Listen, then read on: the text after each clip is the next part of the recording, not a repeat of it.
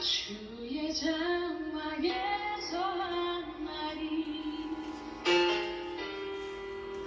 궁정에서 전날보다 좋사오니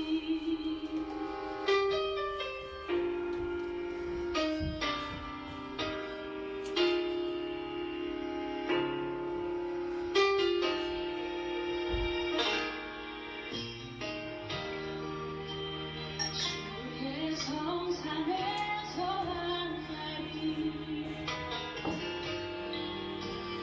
궁궐에서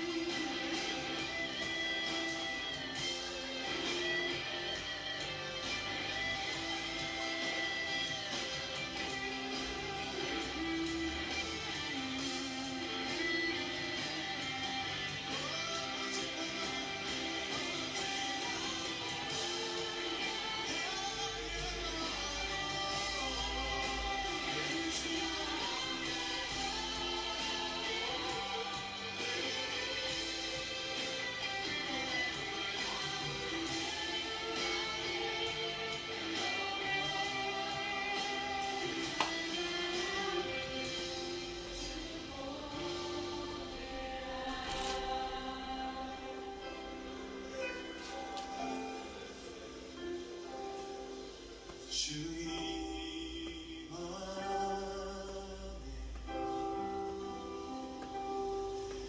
나 거하리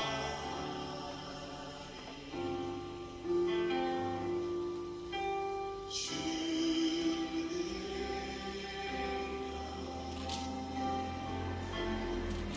나 잠잠히 있네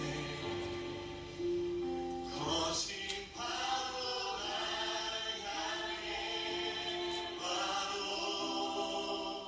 주와 함께 나오리니 어둠 가운데 나의 영혼 잠잠하니 주고 거친 파도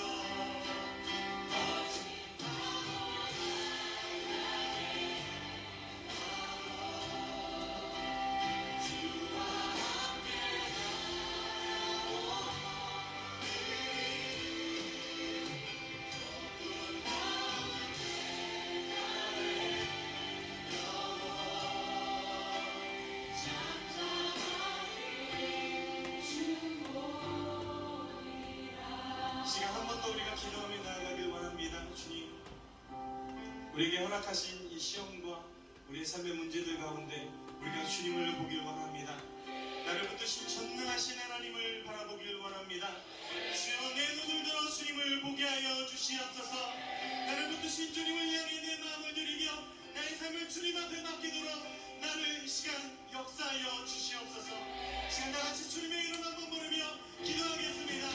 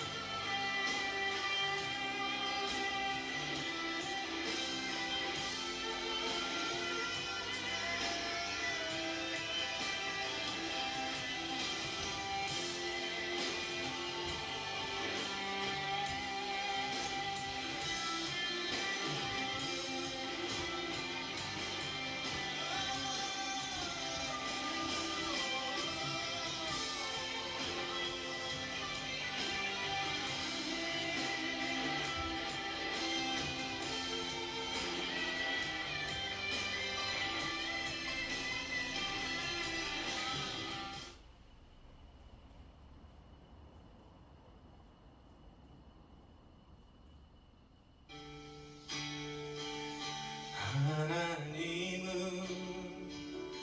너를 만드신 분, 너를 가장 많이 알고 계시며, 하나님은 너를 만드신 분, 너를 가장 깊이 이해하신단다. 하나님은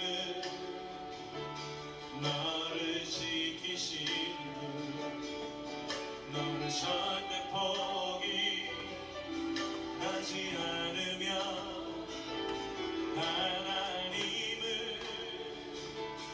너를 지키시는 분, 너를 쉬지 않고 지켜보신단다.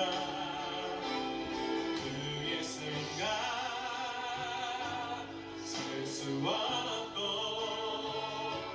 주의 자비 무궁하며 그의 성실 날마다 새롭고 그의 사랑 그시 하나님은 너를 원하시는 분, 너를 원하시는 분, 이 세상 그 무엇 그 누구보다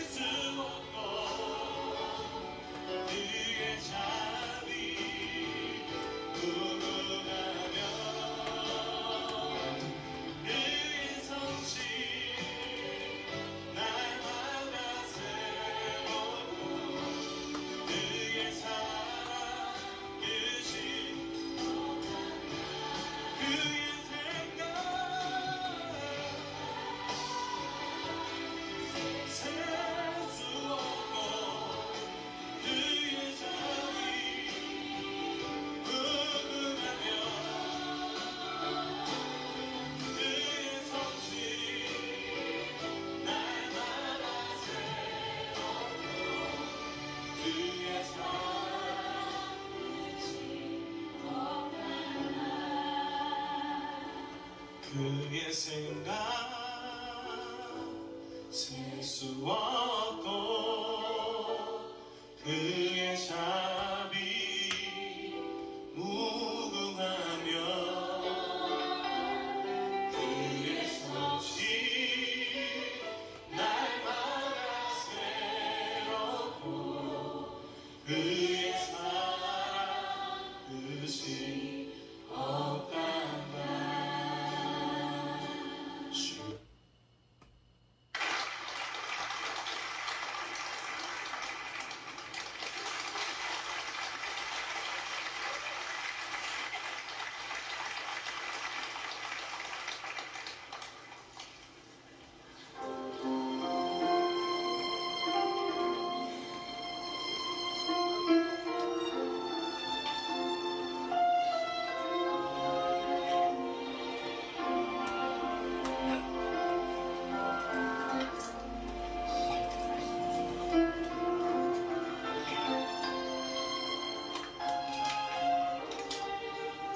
나를 지으시며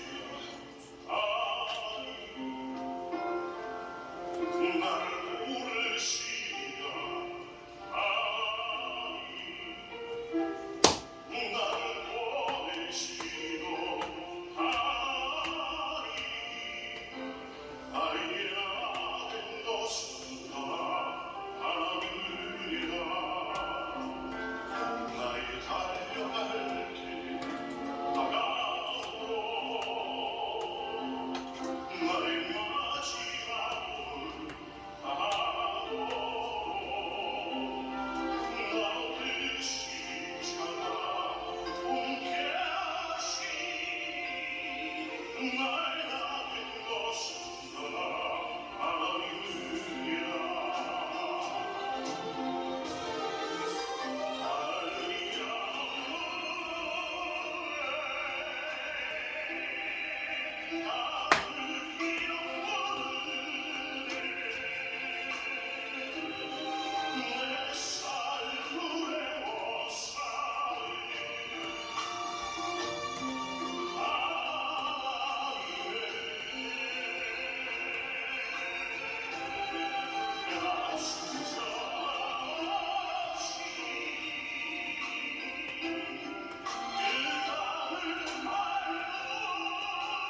그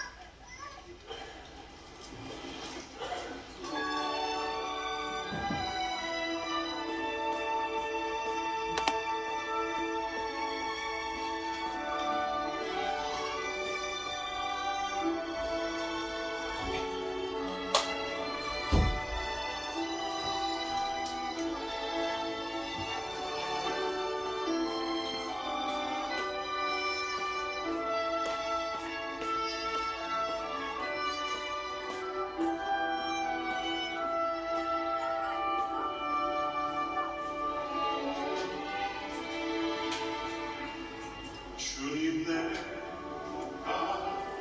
여기 있사오니 나를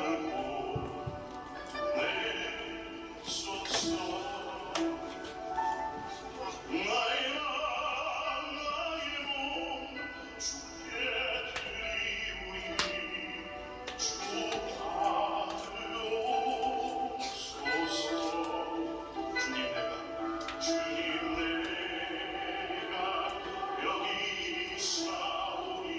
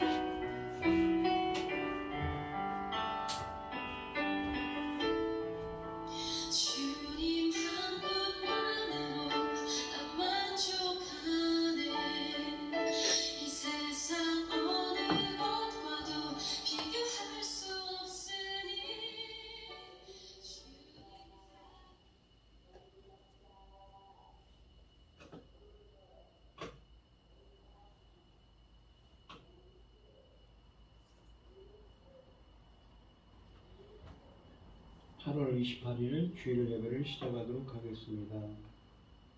찬송 9장을 하도록 하겠습니다.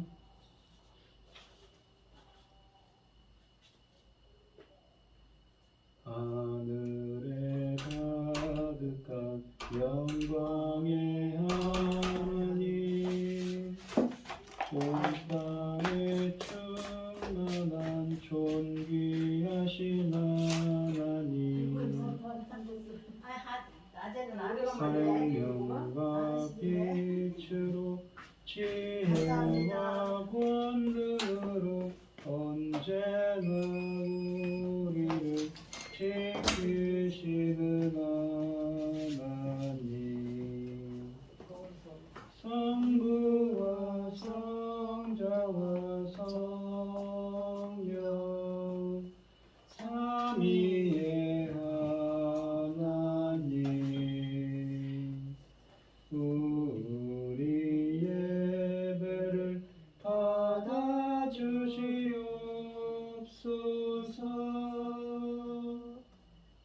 사랑이 넘치는 자비하신 하나님, 은혜가 풍성한 구원의 하나님,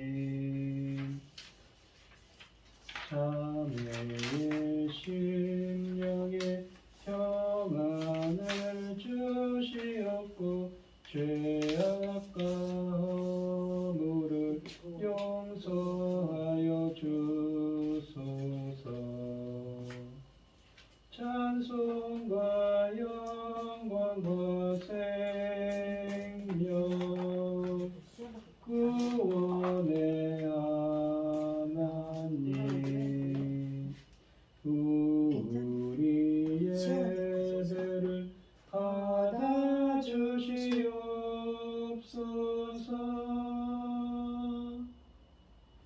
연약한 심령을 굳게 세워주시고 우둔한 마음을 지혜롭게 하시고 주의 뜻 받들어 참되게 살아가며 주 말씀 따라서 용감하게 하소서. 권능과 지혜와 사랑 은혜의 하나님, 우리 예배를 받아주시옵소서. 주 앞에 나올 때 우리 마음 기쁘고 그 말씀 임되어 새 희망이 솟는다. 고난도 슬픔도 이기게 하시옵고 영원에 잇대어 살아가게 하소서. 우리의 자랑과 기쁨 생명의 하나님, 우리 예배를 받아주시옵소서. 아멘.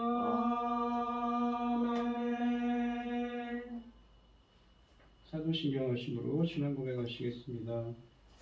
전능하사 천지를 만드신 하나님 아버지를 내가 믿사오며 그의 아들 우리 주 예수 그리스도를 믿사오니 이는 성령을 잉태하사 동정녀 마리아에게 나시고 본디오 빌라도에게 고난을 받으사 십자가에 못 박혀 죽으시고 장사한 지 사흘 만에 죽은 자 가운데서 다시 살아나시며 하늘에 오르사 전능하신 하나님 우편에 앉아 계시다가 저리로서 산자와 죽은 자를 심판하러 오시리라.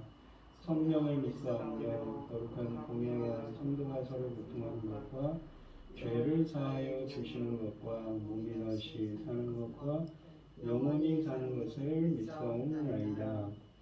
아멘. 교동문 31번입니다. 제가 먼저 읽겠습니다. 하나님이 일어나시니 원수들은 흩어지며 주를 미워하는 자들은 주 앞에서 도망하리이다. 연기가 불려가듯이 그들을 몰아내소서. 불 앞에서 미리 녹음같이 악인이 하나님 앞에서 망하게 하소서. 의인은 기뻐하여 하나님 앞에서 뛰놀며 기뻐하고 즐거워할지어다. 하나님께 노래하며 그의 이름을 찬양하라. 하늘을 타고 광야에 행하시던 이를 위하여 대로를 수축하라. 그의 이름은 여호와이시니 그 앞에서 뛰놀지어다. 그의 거룩한 처소에 계신 하나님은 고아의 아버지이시며 과부의 재판장이시라. 하나님이 고독한 자들을 가족과 함께 살게 하시며 갇힌 자들은 이끌어내사 형통하게 하시느니라. 오직 거역하는 자들의 거처는 메마르는 땅이로다. 하나님이여 주께서 가난한 자를 위하여 주의 은택을 준비하셨나이다. 아멘. 찬송가 303장을 하시고 구현희 집사님 기도해 주시겠습니다. 날 위하여 십자가에 중한 고통 받으사 대신 죽은 주 예수의 사랑하신 은혜여 보배로운 피를 흘려 영영 죽을 죄에서 구속함을 받은 우리 어찌 찬양하할까. 예수 안에 있는 우리 한량없이 즐겁고 주 성령의 위로함이 마음속에 차보다 천국 음악 소리 같은 은혜로운 그 말씀 끊임없이 듣는 우리 어찌 찬양 안 할까. 이 세상의 모진 풍파 쉬지 않고 불어도 주님 안에 보호받는 우리 마음 편하다. 늘 깨어서 기도하고 저 천국을 바라며 주님 안에 기다리니 어찌 찬양 안 할까. 아멘. 여호와께 감사하고 그의 이름을 불러 아르며 그가 하는 일을 만민 중에 알게 할지어다. 그에게 노래하며 그를 찬양하며 그의 모든 기이한 일들을 말할지어다. 그의 거룩한 이름을 자랑하라. 여호와를 구하는 자들은 마음이 즐거울지로다. 여호와와 그의 능력을 구할지어다. 그의 얼굴을 항상 구할지어다. 그의 종 아브라함 후손 곧 택하신 야고보 자손 너희는 그가 행하신 기적과 그의 이적과 그의 입의 판단을 기억할지어다. 그는 여호와 하나님이시라. 그의 판단이 온 땅에 있도다. 그는 그의 언약 곧 천대에 걸쳐 명령하신 말씀을 영원히 기억하셨으니 이것은 아브라함과 맺은 언약이고 이삭에게 하신 맹세며 야곱에게 세우신 율례 곧 이스라엘에게 하신 영원한 언약이라. 천지 만물을 지으신 전능하신 하나님 아버지, 어리석고 보잘것없는 저희를 자녀 삼으시고 아버지의 사랑 가운데 살게 하심을 감사드립니다. 어지럽고 복잡한 이 세상에서도 이 시간 하나님께 예배드릴 수 있도록 인도하셨으니 감사합니다. 하나님 앞에 내놓을 것 없는 저희 나라를 제사장 나라까지 세우셨습니다. 너무너무 감사합니다. 이 사명 감당하고 아버지 하나님 앞에 갈 수 있도록 도와주시옵소서. 천금 같은 이 사명 잘 감당하고 아버지 앞에 갈 수 있도록 도와주시옵소서. 전능하신 하나님 아버지 주님 십자가에 죽으시고 맺히는 열매들이 나오는 시대입니다. 이 천금 같은 열매 거두기 위한 말씀을 준비한 종을 단에 세우셨으니 감사드립니다. 부디 이 말씀으로 하나님을 기뻐 받으실 열매들이 나올 수 있도록 도와주시옵소서. 이 중요한 시대의 전쟁이 웬 말입니까? 뉴스를 보면 마음만 아프고 해결책은 보이지 않으니 너무너무 마음이 아픕니다. 전능하신 하나님께서 해결하여 주시옵소서. 도와주시옵소서. 저희는 힘이 없지 않습니까? 어리석지 않습니까? 아버지 그 어린아이들이 부모를 잃고 아버지 그 울부짖는 모습을 볼 때 우리는 마음만 아플 뿐이고 할 일이 이 기도밖에 없습니다. 아버지 도와주시옵소서. 전능하신 하나님 온 세계가 이 에너지 전쟁 이 전쟁을 푸틴이 일으킨 이 러시아가 일으킨 이 전쟁으로 인해서 온 세상 지구촌이 잠잠할 날이 없습니다. 아버지 도와주시옵소서. 불쌍히 여겨 주시옵소서. 이 모든 말씀 억만 죄악 가운데서 우리를 구원하여 주신 예수 그리스도 이름으로 기도드리옵나이다. 아멘. 오늘 함께 하실 하나님의 말씀은 요한계시록 7장 9절로 17절 말씀입니다. 요한계시록 7장 9절로 17절입니다. 교독을 하겠습니다. 제가 먼저 읽겠습니다. 이 일 후에 내가 보니 각 나라와 족속과 백성과 방언에서 아무도 능히 셀 수 없는 큰 무리가 나와 흰옷을 입고 손에 종려 가지를 들고 보좌 앞과 어린 양 앞에 서서 큰소리로 외쳐 이르되 구원하심이 보좌에 앉으신 우리 하나님과 어린 양에게 있도다. 모든 천사가 보좌와 장로들과 네 생물의 주위에 서 있다가 보좌 앞에 엎드려 얼굴을 대고 하나님께 경배하며 이르되 아멘. 찬송과 영광과 지혜와 감사와 존귀와 권능과 힘이 우리 하나님께 세세토록 있을지어다. 아멘 하더라. 장로 중 하나가 응답하여 너에게 이르되 이 흰옷 입은 자들이 누구며 또 어디에 왔느냐. 내가 말하기를 내 주여 당신이 아시나이다 하니 그가 나에게 이르되 이는 큰 환난에서 나오는 자들인데 어린 양의 피에 그 옷을 씻어 희게 하였느니라. 그러므로 그들이 하나님의 보좌 앞에 있고 또 그의 성전에서 밤낮 하나님을 섬기네 보좌에 앉으신 이가 그들 위에 장막을 치시리니 그들이 다시는 줄지도 아니하며 목마르지도 아니하고 해나 아무 뜨거운 기운에 상하지도 아니하리니 이는 보좌 가운데에 계신 어린 양이 그들의 목자가 되사 생명수 샘으로 인도하시고 하나님께서 그들의 눈에서 모든 눈물을 씻어 주실 것임이니라. 아멘. 찬송가 400장입니다. 험한 시험물 속에서 나를 건져주시고 무한 풍랑 지나도록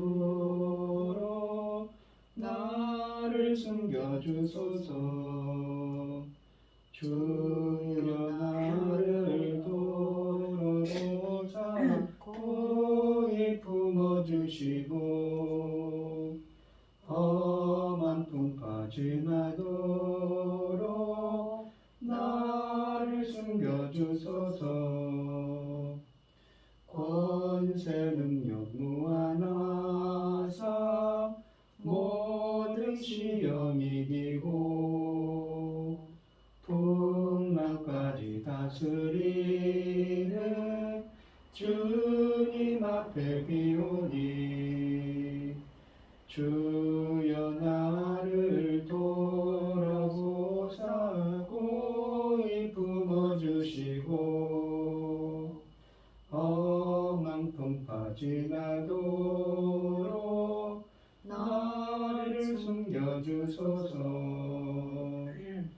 죄악길에 빠진 이혼 캄캄한 데 헤매며 부르짖는 나의 원 들으소서 내 주여 주여 나를 돌아보사 고이 품어주시고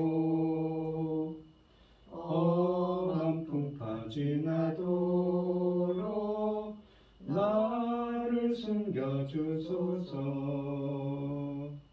아멘.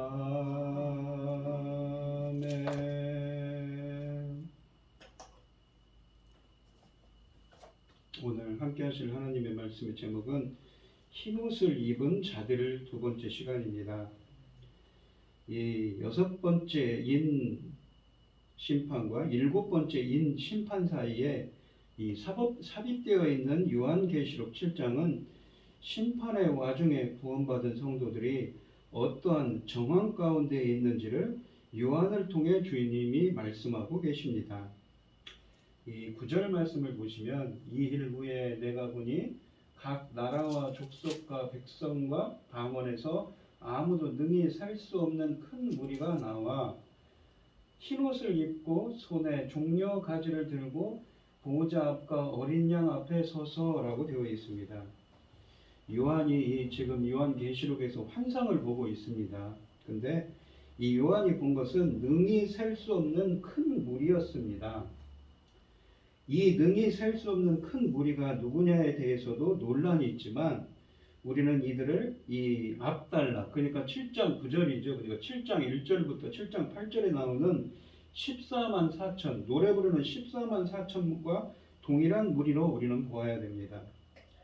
이 7장 9절에 나오는 사람들이 7장 4절로 8절에 있는 용사들과 동일한 집단이라는 것은 7장 9절에 있는 무리가 군대로 번역될 수도 있다는 점이 있습니다. 또한 이 흰옷 입은 자들이 종려나무 가지를 들고 있지요.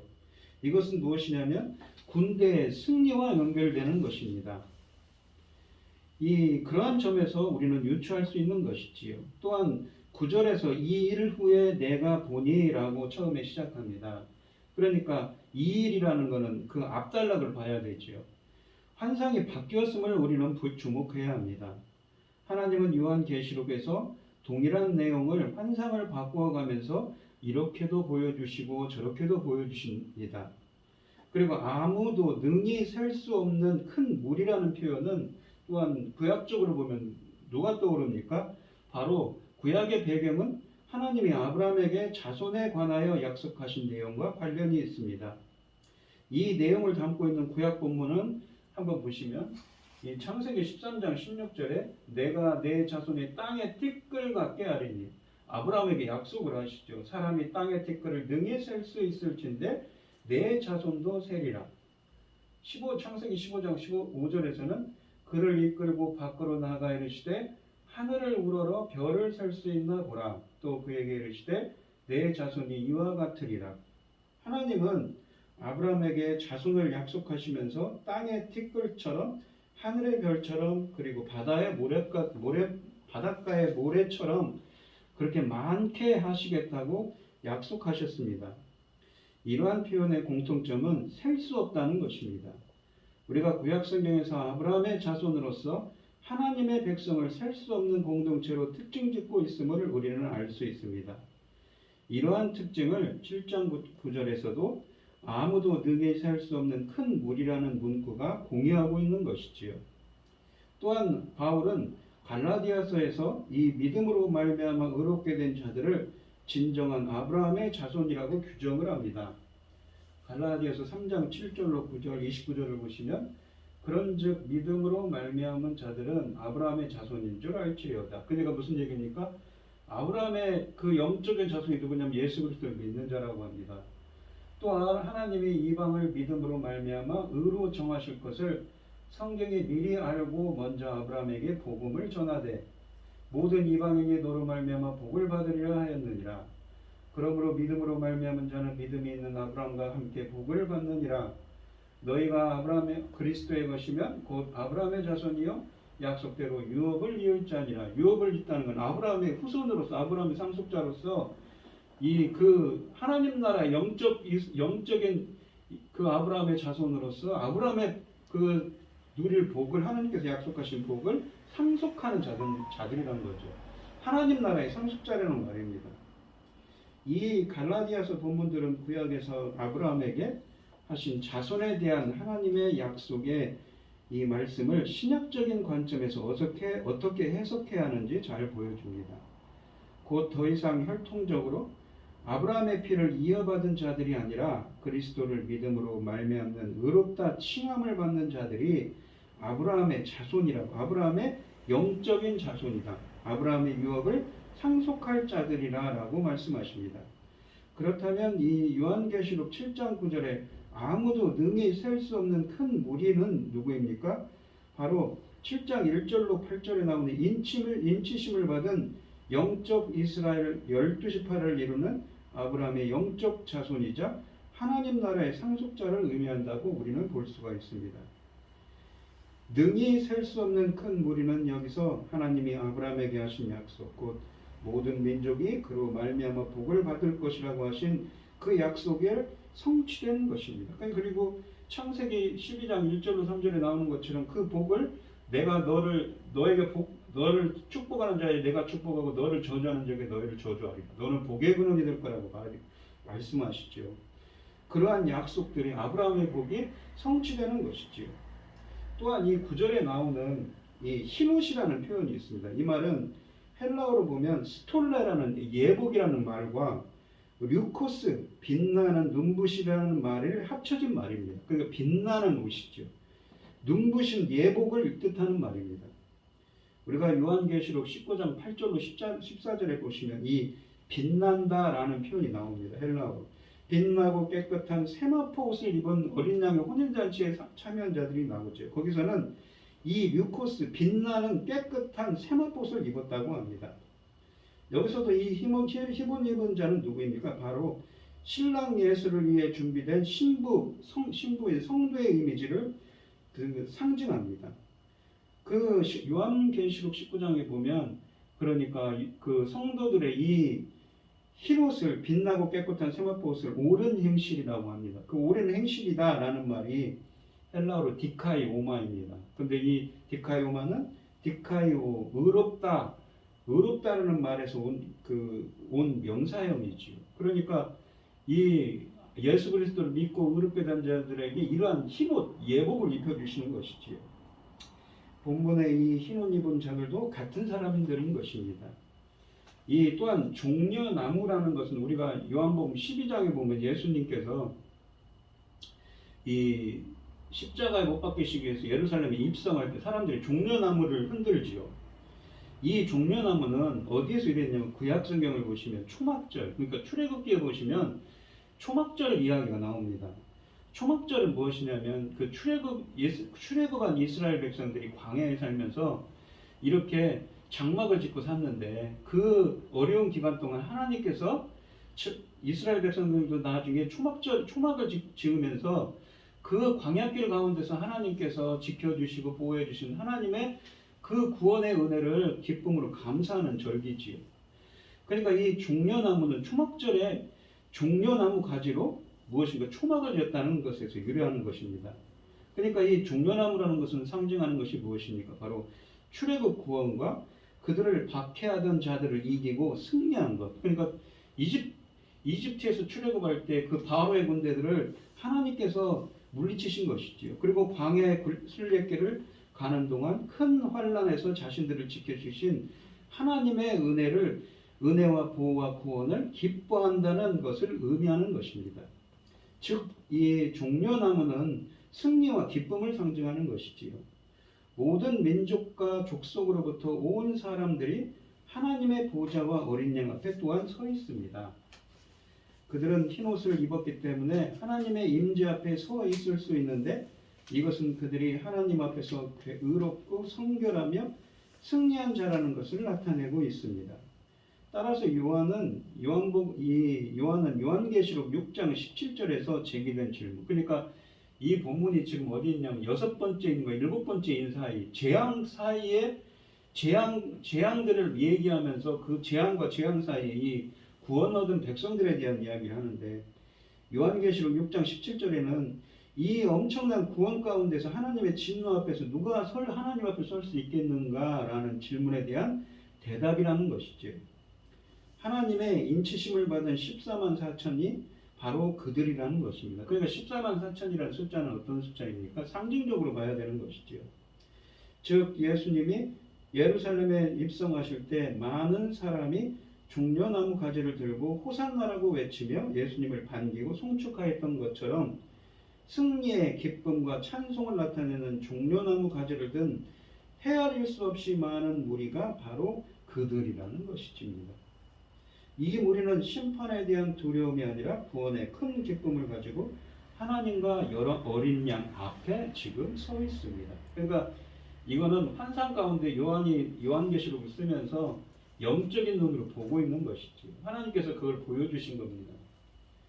이렇게 구원받은, 그러니까 마치 그 출애굽기에 나오는 구원받은 백성들이 하나님 보좌 앞에 서 있지요. 그러면서 큰 소리로 외쳐 이르되 10절에 보시면 구원하심이 보좌에 앉으신 우리 하나님과 어린 양에게 있도다 하니, 이 9절에 아무도 능히 셀 수 없는 큰 무리는 그들이 받은 구원, 곧 하나님의 진노로부터 건짐받은 것을 하나님과 어린 양이 하신 일로 돌리며 큰 소리로 찬송합니다. 여기서 강조되는 것은 보좌에 앉으신 하나님과 어린 양이 이루신 구원입니다. 곧 구원이 하나님과 어린 양에게 속해 있다는 것이지요. 11절로 12절에 보시면 모든 천사가 보좌와 장로들과 네 생물의 주위에 서 있다가 보좌 앞에 엎드려 얼굴을 대고 하나님께 경배하여, 여기 보시면 네 생물, 이게 네 마리의 생물이 있습니다. 근데 이걸 어떻게 해석하냐면, 우리가 이사야서 6장 같은 데 보시면 하나님의 보좌를 얘기할 때 그룹들과 스랍들을 이야기합니다. 그러니까 하나님 직원에서 하나님을 그 날개 달린 천사들이 있어요. 그룹들과 스랍들이라고, 그것을 나타내는 말이죠. 12절에 보시면 이르되 아멘, 찬송과 영광과 지혜와 감사와 존귀와 권능과 힘이 우리 하나님께 세세토록 있을지어다 아멘 하더라 라고 되어 있습니다. 이 11, 12절은 천사들의 찬양으로서 앞서 소개된 큰 무리의 찬양에 대하여 천사가 화답하는 형식으로 전개됩니다. 보좌를 둘러싸고 있던 천사들은 하나님이 모든 민족과 족속에 속한 사람들을 구원하신 일로 인해 하나님을 찬송합니다. 여기서 천사들과 장로들과 네 생물이 함께 언급되는데, 네 생물은 그룹 혹은 스랍을 의미합니다. 하나님이 행하신 위대한 일은 천사들에게 경외심을 불러일으키고 그로 인해 천사들은 엎드려서 얼굴을 대고 하나님께 경배합니다. 13, 14절에 보시면 장로 중 하나가 응답하여 나에게 이르되, 이 흰옷 입은 자들이 누구며, 그러니까 그 보좌 앞에 있는 14만 4천 그 흰옷 입은 그 밝고 빛나는 깨끗한 예복을 입은 자들이 누구냐, 또 어디서 왔느냐라고 장로가 묻습니다. 내가 말하기를, 내가가 누굽니까? 바로 요한이죠. 사도 요한이요. 내 주여 당신이 아시나이다 하니 그가 나에게 이르되, 이는 큰 환난에서 나오는 자들인데 어린 양의 피에 그 옷을 씻어 희게 하였느니라 라고 합니다. 여기 보시면 그 희게 했다 라는 말이 류카이노입니다. 이 류카이노라는 말인데, 희게 했다는 말인데, 이것은 류코스, 그러니까 흰옷이라고 할 때 빛나다, 빛나는 옷 할 때 그 말에서 유래한 말입니다. 이 요한계시록 22장 14절에 보시면 자기 두루마리를 빠는 자들은 복이 있으니 이는 그들이 생명나무에 나아가며 문들을 통하여 성에 들어갈 권세를 받으려 함이니라. 자기 두루마기를 빤다고 할 때 이 빠는 자가 누구입니까? 바로 어린 양의 어린 양의 피에 그 옷을 씻어라는 말과 똑같은 헬라어를 여기 지금 두루마리를 빤다고 하는 표현과 똑같은 말을 씁니다. 그러니까 자기 두루마기를 빠는 자들은 이 복이 있는데 어떻습니까? 생명나무에 들어간다고 합니다. 우리가 창세기 3장에 보시면 아담과 하와가 생명나무가 에덴 동산 그 에덴 동산에 있죠. 그러니까 에덴 동산에 있는 그곳을 다시 회복을 하는 거죠. 요한계시록 22장은 성경 맨 마지막이죠. 그러니까 그 에덴 동산, 하나님과 함께 했던 그 에덴 동산을 쫓겨난 다시 우리 인간이 거기에 나아가는 겁니다. 그것을 회복하는 거죠. 문들을 통하여 성에 들어가는, 성이라는 건 새 예루살렘 성입니다. 천국을 의미하죠. 문들은 무엇입니까? 우리가 요한복음 10장에 보시면 예수님께서 자기가 문이라고 그러죠. 천국에 달아갈 문이죠. 거기에 들어갈 권세를 받는다고 하죠. 두루마기를 빠는 자는. 우리가 이 창세기 3장에 보시면 21절로 24절에 보시면 아담과 하와가 선악을 알게 하는 나무의 열매를 먹은 아담과 하와는 가죽옷을 입혀서 에덴 동산에서 추방을 당했습니다. 그룹들과 두루도는 불칼로 그 에덴 동산을 못 들어오게 막아버리셨죠. 그래서 이 종교개혁자인 칼빈은 뭐라고 했냐면 이 가죽옷을 인간의 전적 부패를 상징한다고 했습니다. 근데 본문에 보시면 흰 옷 입은 자들이 나오죠. 빛나는 예복을 입은 자들은 누구입니까? 바로 그 가죽옷을 입고 인간의 전적 부패를 상징하는 가죽옷을 입은 자들이 어린 양의 피로 씻어서, 그러니까 어린 양의 피로 씻어서 어떻게 흰옷을 입었죠. 가죽옷을 입은 자들이. 그렇게 죄를 씻어서 깨끗하게 된 자들이라는 의미를 담고 있습니다. 누구요? 바로 이 요한계시록 7장에 있는 14만 4천, 능히 셀 수 없는 헤아릴 수 없는 그 수많은 무리들이 말입니다. 하나님의 예수 그리스도의 피로 구원받은 자들이라는 거죠.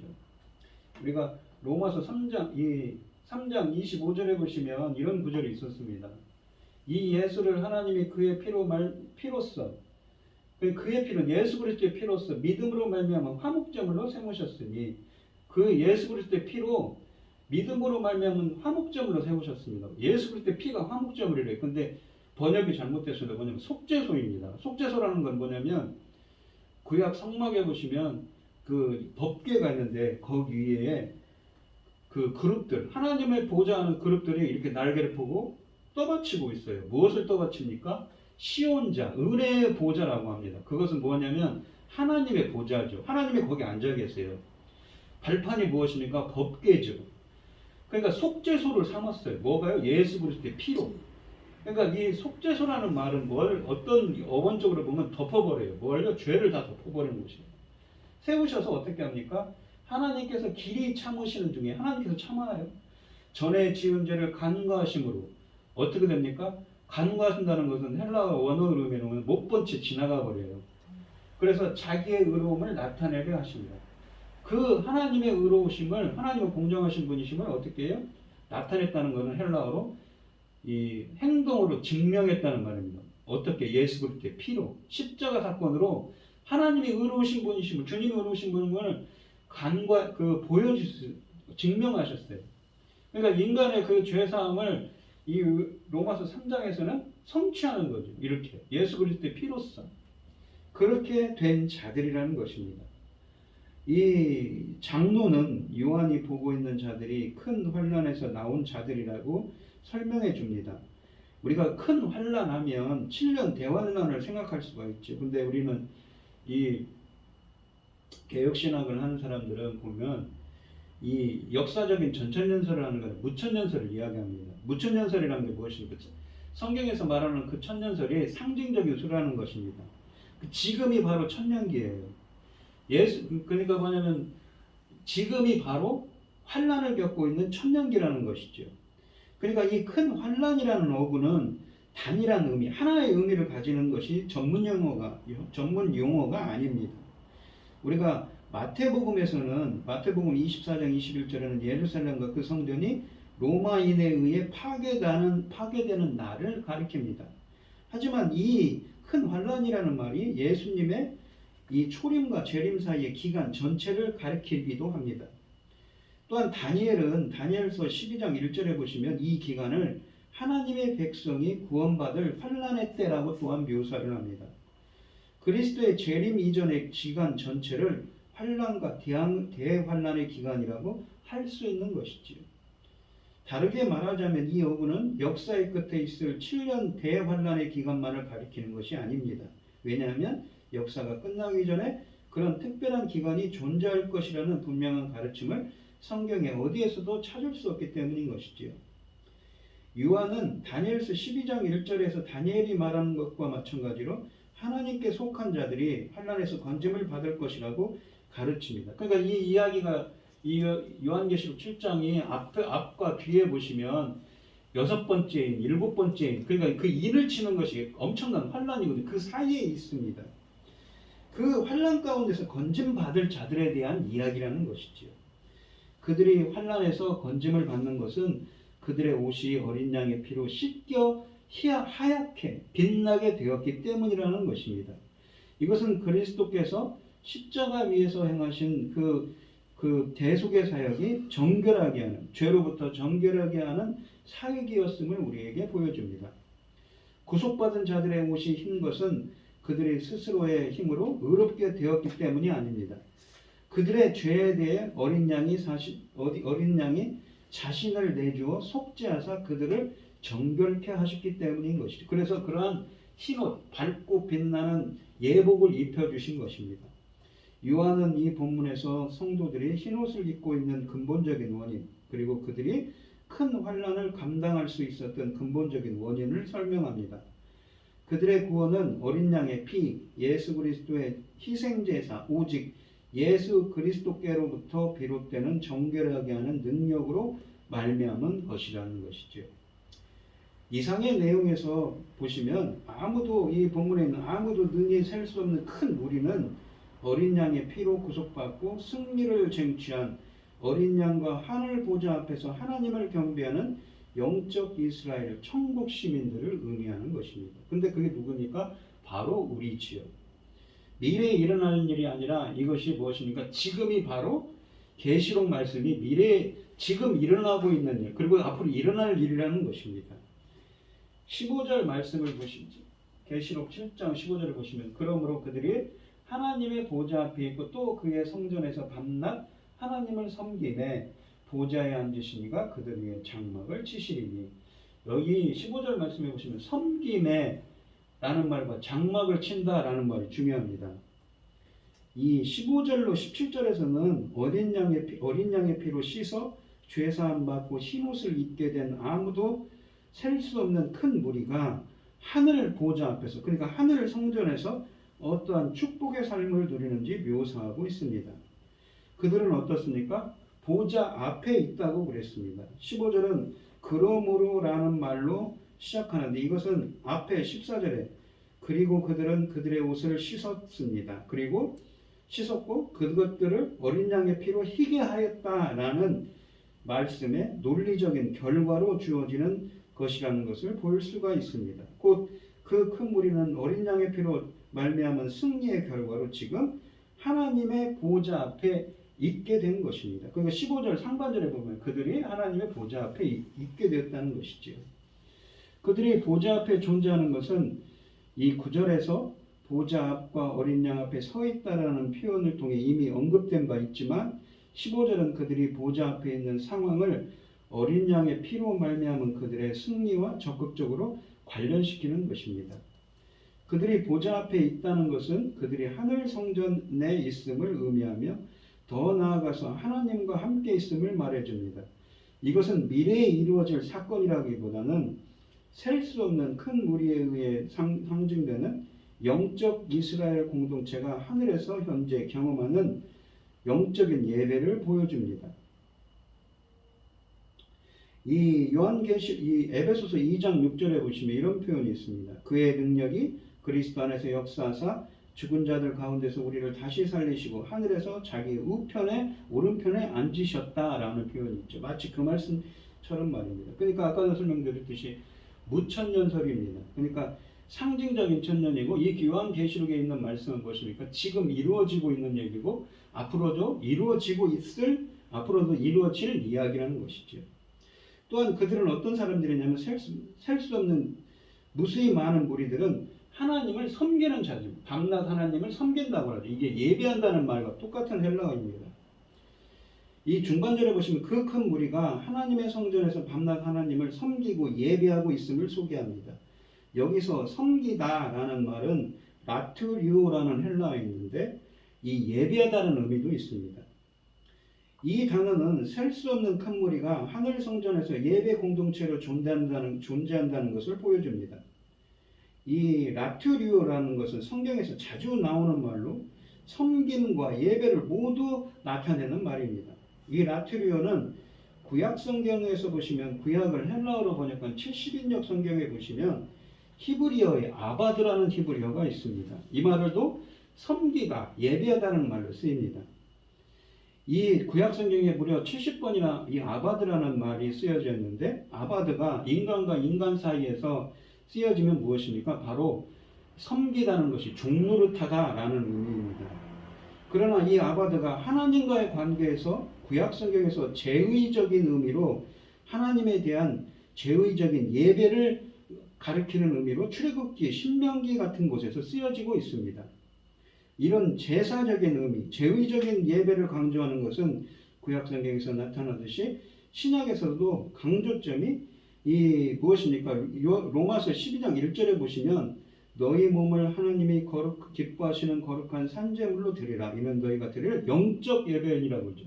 산제물로 드리라고 그러죠. 마치 제사 지내는 것처럼 것처럼 본문의 하나님 보좌 앞에서 하나님 임재 앞에서 경배하는 예배로 하나님께 영광 돌리는 것처럼 그렇게 구약에 있는 것처럼 예배를 드린다는 것이죠.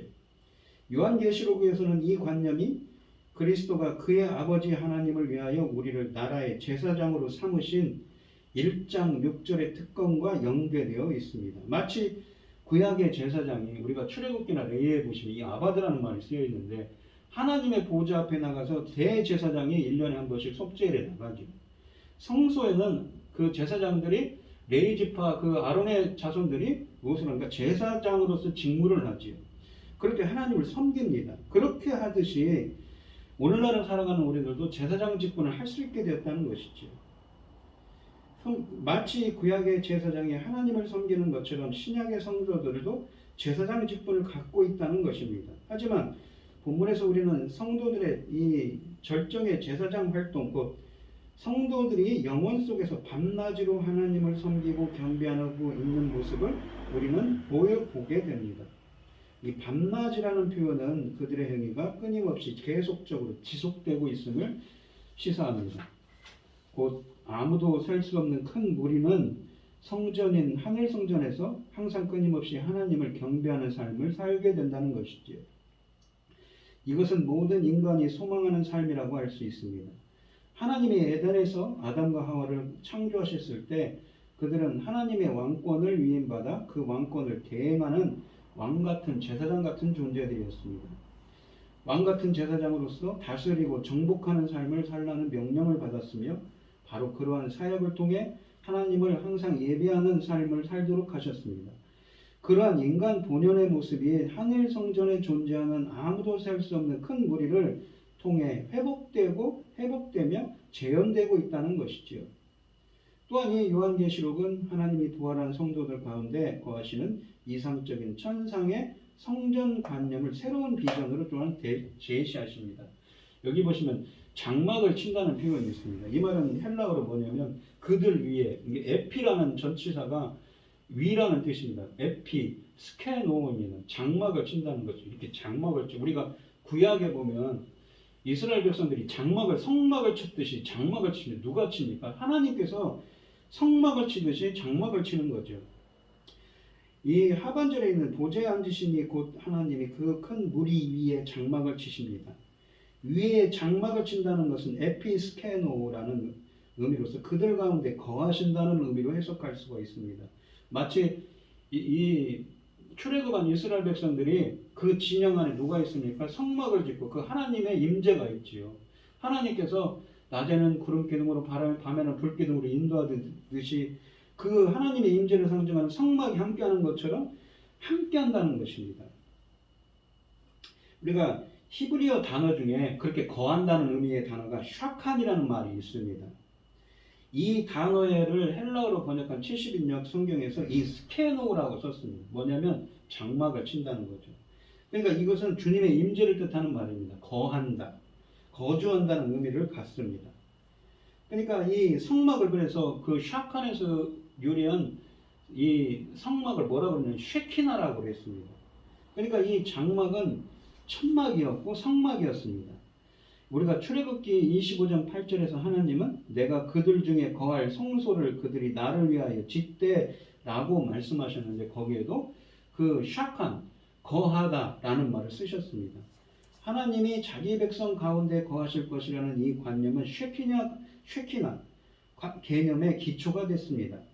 그러니까 이 장막을 치시림이라고 되어 있는 이 스케노라는 표현은 출애굽 모티브를 근원으로 한다는 것이지요. 먼저 이 표현은 광야에서의 성막, 그러니까 불기둥과 구름기둥으로 인도하시고 그 성막에서 나타난 하나님의 영광에 대한 기억들을 우리에게 소환시키고 있습니다.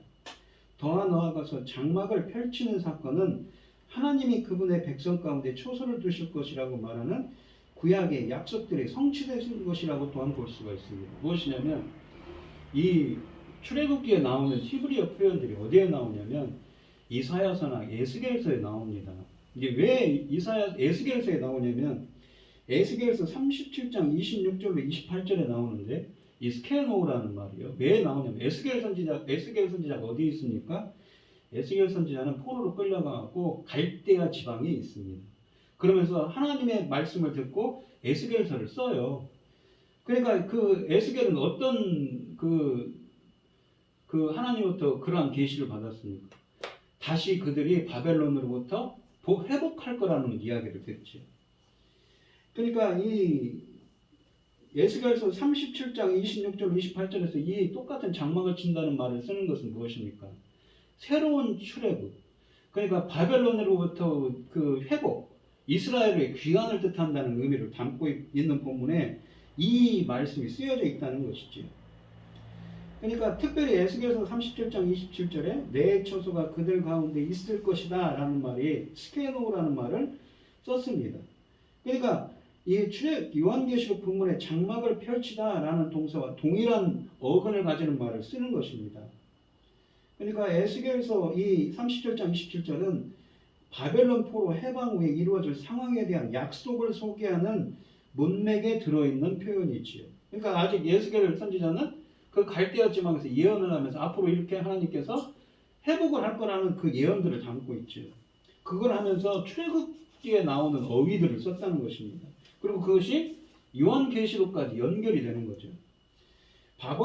그러니까 바벨론에서의 포로 해방은 출애굽 사건의 이 모델을 따르고 있다는 점에서 제2의 출애굽 혹은 새로운 출애굽이라고 불립니다. 따라서 이 에스겔서 37장 27절에 주어진 약속의 성취를 보여주는 요한계시록 본문은 새 출애굽의 성취라고 할 수가 있는 것이죠. 그러니까 이 요한계시록에 있는 이 장막을 친다는 말이 어디에 쓰여 있냐면 요한계시록 13장 6절에도 쓰여져 있습니다. 그의 장막 곧 하늘에 거하는 자들이라는 표현을 씁니다. 그리고 또한 요한이 이 말을 많이 쓰는 요한복음에도 1장 14절에 이 쓰여져 있지요.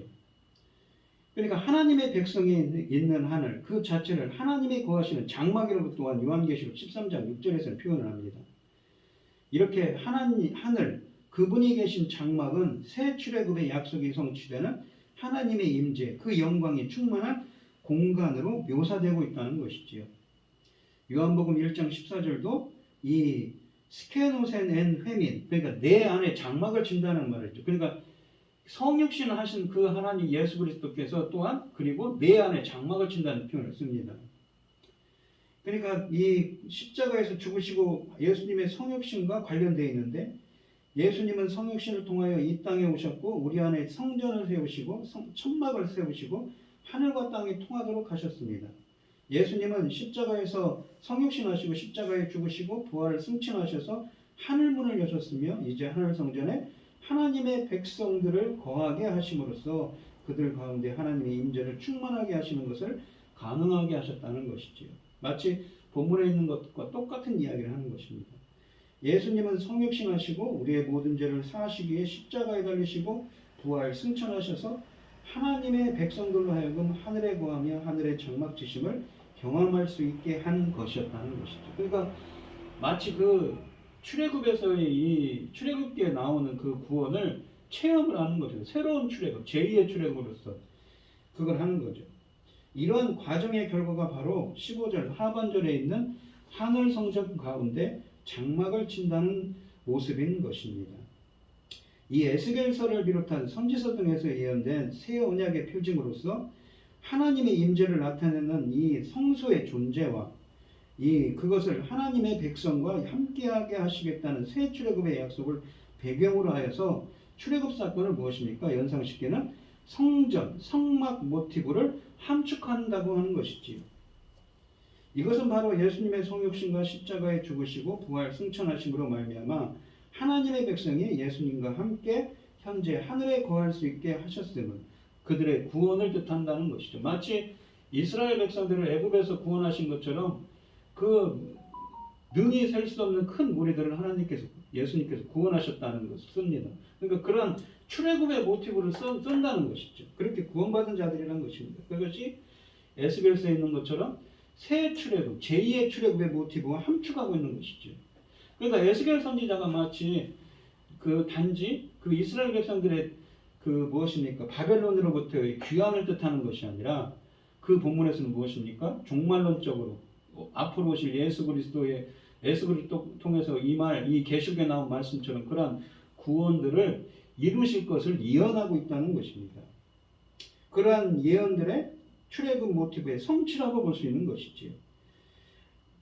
그럼 이 관련된 본문을 더 보시면 이 로마서 15장 16절에 보시면 이런 말씀이 있습니다.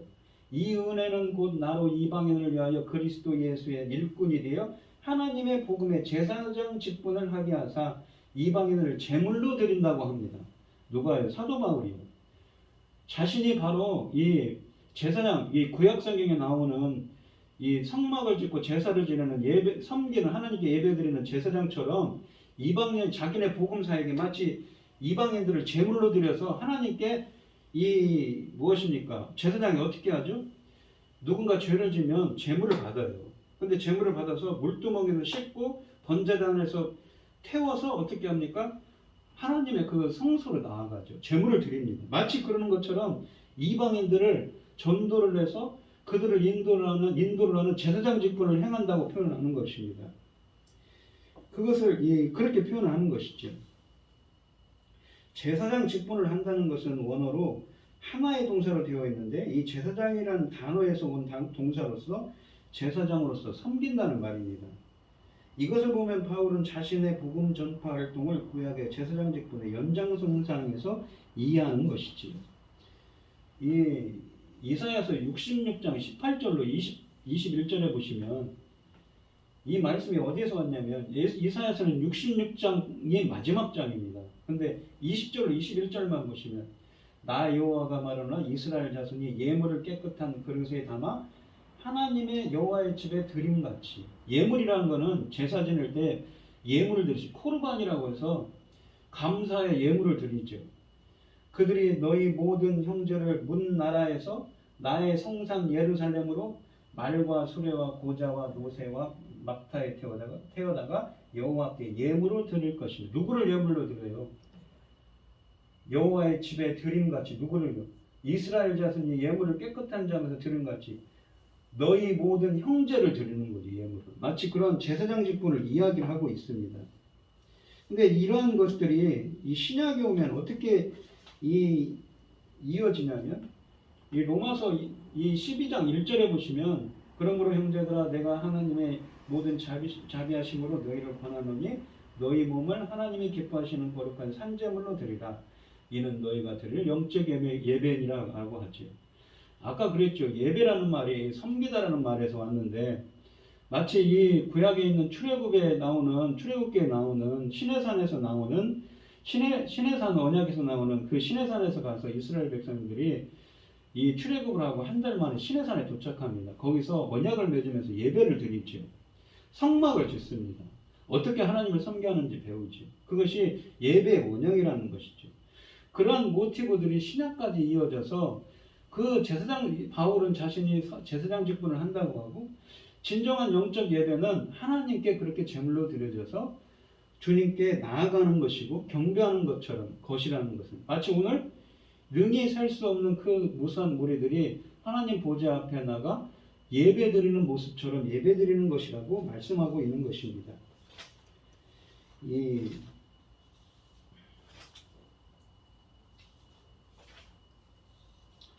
16절을 보시면 그들이 다시는 줄이지도 아니하며 목마르지도 아니하고 이 해나 아무 뜨거운 기운에 상하지도 아니하리니 라고 되어 있습니다. 줄이지도 아니하고 목마르지도 아니하고 해나 아무 뜨거운 기운에 상하지도 않는다라는 말은 어디서 모티브를 담고 있냐면 이 이사야서 49장 10절을 배경으로 합니다. 9절로 10절에 보십니다. 그러니까 그들이 굶주리고 목마르지 아니할 것이다. 해나 더위나 볕이 그들을 상하지 아니할 것이다. 라는 표현들이 이사야서 49장 10절에 나옵니다. 이 본문은 이스라엘 백성이 바벨론 포로 생활을 마치고 귀환할 것을 약속하는 문맥에 들어있는 것이죠. 그러니까 앞에 있는 본문하고 똑같은 의미를 담고 있는 거예요. 바벨론으로부터 제2의 출애굽을 뜻하는 표현이라는 것입니다. 그러니까 이사야 선지자가 지금 단순히 그런 얘기를 하는 그런 것이 아니라 앞으로 있을 이 신약에 있을 예수 그리스도의 구원을 예언하듯이 예언하고 있다는 것이죠. 그 표현을 갖다가 요한계시록에서 요한이 쓰고 있었다는 것입니다. 따라서 이러한 바벨론 포로 귀환 사건을 새 출애굽이라고 칭할 수가 있는 것이죠. 요한계시록 7장 16절에서 이러한 이사야서의 말씀을 활용하여 새 출애굽의 약속이 하늘에 존재하는 이 7장 9절에 있는 이 큰 무리를 통해 성취되었다는 것을 보여주려 한 것입니다. 곧 이사야서 등에서 말하는 새 출애굽의 진정한 성취를 하늘에 거하는 아무도 셀 수 없는 큰 무리의 존재에서 발견하고 있는 것입니다.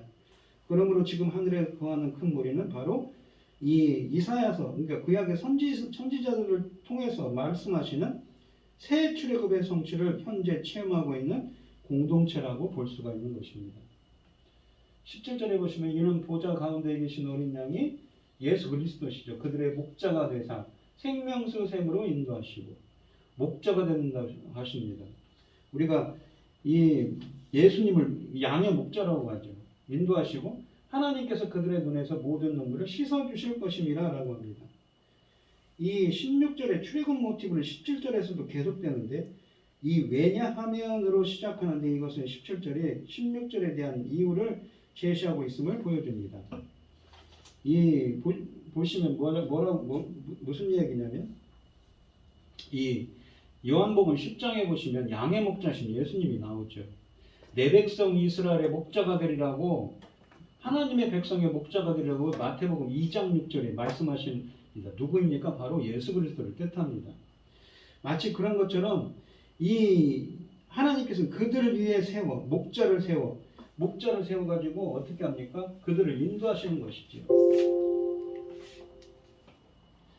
그래서 생명수 샘으로 인도하신다고 합니다. 누가 인도하십니까? 바로 예수 그리스도께서, 어린 양께서 인도하시는 거죠. 근데 이것도 이 에스겔서 34장 23절에 보시면 내가 한 목자를 그들을 위해 세워 먹이게 하리니 그는 내 종 다윗이라. 왜 다윗이라는 거 예수 그리스도를 예표하는 거죠. 그가 그들을 먹이고 그들의 목자가 될지라 라고 말씀하십니다. 그러한 말씀의 성취로 나타나고 있는 것이지요. 이 에스겔서 본문의 70인역 역본에 보시면 먹이다라는 말이 여기 본문에 나오는 목자라는 말과 어원이 같습니다. 그러니까 이 예수 그리스도의 성취고 이 본문은 메시아 사역의 성격을 목자가 양을 먹이는 것으로 특징 짓고 있는 것입니다. 유다 지파의 사자이자 다윗의 뿌리이신 어린 양 예수님은 참 목자로서 양을 먹이는 사역을 감당하신다는 것이죠. 또한 이 생명수라고 되어 있는데 이 말씀도 이사야서 49장 10절에서 나옵니다. 이사야서 49장 10절에서 샘물 근원으로 인도하실 것이라 라는 구절에 나오는 것이죠. 요한계시록 7장 17절에 보시면 이 생명수라는 말은 원어로 무엇이냐면 물들의 생명의 샘으로 생명이라는 말입니다. 그 생명의 샘으로 인도하신다는 것과 관련됩니다. 또한 이사야서 25장 8절에서 주 여호와께서 모든 얼굴에서 눈물을 씻기시며 그 백성의 수치를 온 세상에 제하시리라 라는 말씀이 이 요한계시록 7장 17절의 하반절 말씀이 성취되는 것을 뜻하는 것입니다. 이 구약 본문들은 모두 무엇입니까? 바로 이 바벨론으로부터의 회복, 귀환을 뜻하는 말입니다. 바벨론 포로의 해방에 대한 약속과 관련되어 있습니다. 그러니까 이 바벨론 포로라는 것은 이 약속은 무엇입니까? 새로운 출애굽이고 그 마치 출애굽에서 약속하신 그 약속처럼 하나님은 구원하신다는 것이지요. 따라서 17절은 새 출애굽의 약속과 관련된 구약의 말씀들을 배경으로 하고 그것으로 보아 17절의 말씀들 16절의 경우처럼 새 출애굽에 대한 약속의 성취를 보여주고자 한 것입니다. 이 오늘 본문 말씀에 보시면 그렇죠. 본문은 이 아까도 설명드렸듯이 6번째 있는 심판과 7번째 있는 심판 사이에서 삽입되어 있다고 그랬죠. 14만 4천에 능히 셀 수 없는 큰 무리가 있는데 그들은 흰 옷 입은 자라고 했죠. 빛나는 예복을 입었습니다. 근데 어떤 사람들입니까? 바로 여러 본문들을 통해서 구약에 나오는 출애굽기에 나오는 말씀처럼 그 출애굽을 성취한 자, 새로운 출애굽, 영적인 출애굽을 성취한 자, 구원받은 자들에 대한 이야기를 하고 있는 것입니다. 이 이마에 그 하나님의 인침을 받은 영적 이스라엘 14만 4천은 하나님의 소유로 확정되어 그 어떠한 심판으로부터 보호함을 받는다는 것이지요. 하나님의 심판이 대상이 아니므로 그 심판으로부터 해함을 받지 않습니다. 그들은 오늘 본문에 있는 7장 9절로 17절에서 어린 양의 피로 구속함을 받은 깨끗하게 흰옷 입은 깨끗하고 정결한 밝고 빛나는 흰옷을 입은 자들입니다. 하늘에서 하나님의 종말론적인 축복을 누리면서 그들은 주님의 임재와 함께합니다. 하늘은 철저하게 하나님의 임재의 통치가 존재하는 곳입니다. 하나님의 언약 백성은 하나님의 심판 대상이 아닙니다. 도리어 예수님이 그들의 목자가 되주셔서 그들과 함께 하시고 그들을 인도하시고 보호하신다고 말씀하십니다. 이 아까도 말씀드렸듯이 지금 우리가 살고 있는 삶이 어떻습니까? 우리는 무천년설이기 때문에 본문에 나오는 큰 환란이 바로 지금 우리가 살고 있는 그 시기입니다. 그러니까 이 요한계시록은 지금 우리에게 이루어지고 있는 얘기고 앞으로 또 이루어질 이야기지요. 그러한 심판의 중간 가운데서 하나님을 섬기는 자들은 어떤 영적인 상태에 있는가라고 했을 때 능히 셀 수 없는 그 14만 4천 명의 무리들이 나오는데 어떤 사람들입니까? 어린 양의 피로 씻어서 의롭게 된 예복을 입었는데 그들은 종려나무를 가져들고 주님을 영광을 돌립니다. 그리고 그들은 어린 양이 그들의 목자가 되주셔서 그들을 보호하시고 생명수생으로 인도하신다고 하지요. 이 큰 환란이라고 표현합니다. 우리는 공중 권세 잡은 자, 에베소서 2장 1절에 보시면 2장 1절로 5절에 보시면 공중 권세 잡은 자 안에 있었으나 예수 그리스도 안으로 돌아온 자들이죠. 그러한 자들에게는 예수님께서 목자가 되셔서 어떻습니까? 양의 목자는 어떻습니까? 늑대 같은 맹수로부터 보호하고 지키고 인도하고 먹이시지요. 비록 우리가 지금 사는 삶이 환난 가운데 있고 힘들고 어렵더라도 말입니다. 우리가 하나님 나라의 백성이 될 수 있다면 이 본문에 있는 요한계시록 7장에 있는 능히 셀 수 없는 사람들, 바로 구원받은 영적 이스라엘, 아브라함의 자손이고 영적인 이스라엘이 될 수 있다면 걱정할 것이 없습니다. 왜요? 어린 양이 우리의 보호자가 되셔서 목자가 되셔서 보호해 주시고 지켜주실 것이기 때문인 것이죠. 우리 성도님들도 이 하나님의 진정한 백성이 돼서 이 말씀들이 성취되고 정말 주님의 그 은혜의 보좌 앞에 나아갈 수 있는 그런 은혜를 얻어서 주님께 감사 찬송할 수 있는 여러분들이 되시기를 축원드리겠습니다. 기도하겠습니다. 하나님 아버지 감사합니다. 오늘은 요한계시록 말씀을 함께 묵상해 봤습니다. 지금 요한이 환상 중에 이 말씀을 받았지만 이 말씀들은 어떻습니까? 바로 우리에게 이루어지고 있고 앞으로도 이루어질 말씀이지요. 지금 우리들은 부족하고 연약한 것이 많지만 하나님의 은혜로 정말 우리의 죄로부터 예수 그리스도의 피로 말미암아 우리의 모든 죄를 씻음받은 하나님의 백성들입니다. 끝까지 주님을 섬기는 자들이 본문에 있는 하나님의 은혜의 보좌 앞에 나가 주님께 섬기는 자가 될 수 있도록 주님께 영광 돌릴 수 있는 자들이 될 수 있도록 예수님께서 우리의 목자가 되셔서 우리를 인도하시고 지켜주시옵소서. 이 모든 말씀 거룩하신 예수님 이름으로 기도합니다. 아멘. 찬송가 359장입니다. 2절과 3절만 하겠습니다. 1절과 3절만 하겠습니다.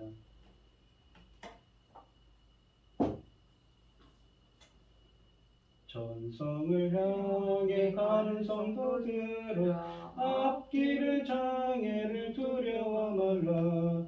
성중이 너를 인도하시리니 왜 지체를 하고 있느냐. 앞으로 전성을 향해 나가세. 전성문만 바로 나가세. 모든 천사 너희를 영접하러 문 앞에 기다려 서 있네. 3절 하겠습니다. 너 가는 길을 모두 가기 전에 내 손에 든 검을 꽂지 말아라. 너 저마기 흉계 모두 깨뜨리고 끝까지 잘 싸워 이겨라. 앞으로 천성을 향해 나가세. 천성문만 바라고 나가세. 모든 천사 너희를 영접하러 문 앞에 기다려 서 있네. 기도하겠습니다. 참 감사하신 하나님, 저희들을 청사진에 택정하시고 여기까지 인도하여 주셔서 감사를 드립니다. 오늘은 거룩한 주일인데 이렇게 주님의 은혜에 감사드리며 주님께 귀한 예물을 드리는 손길들이 있습니다. 특별히 오늘은 김혜순 권사님 주님께 귀한 예물을 드립니다. 드려지는 손길마다 주님께서 기억해 주시고 이 간과 기도에 귀 기울여 주시고 응답하여 주셔서 하나님의 기뻐하시는 뜻을 행할 수 있도록 인도하여 주시옵소서. 기뻐받아 흠행하여 주실 줄 믿사오며 이 모든 말씀 거룩하신 예수님 이름으로 기도합니다. 아멘. 찬송가 5장을 하시고 축복하심으로 오늘 예배를 마치겠습니다. 이 천지가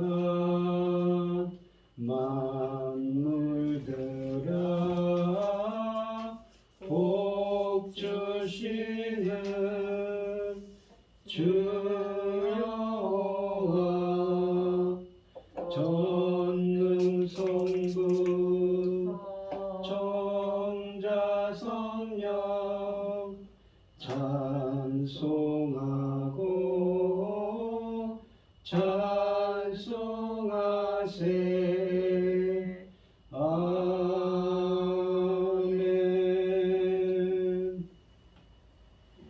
이제는 주 예수 그리스도의 은혜와 하나님의 극진하신 사랑과 성령의 교통하심이 주의 장막에 거하기를 소원하는 성도들 머리머리 위에 이제로부터 영원히 함께 있을지어다. 아멘. 난 자유 안에 오직 주만이 나의 잠들 되소서. 저희가 처수가 끝난 게 저희가 풀려버릴 거 같지. 그러니까 그 처수 하루 지나니까 하루 지나. 아무리 더워도 너무 더워가지고. 아무리 더워도 처서만 지났다 하면 다가 해마다 그러더라고요. 수고하셨습니다. 네. 감사합니다. 네.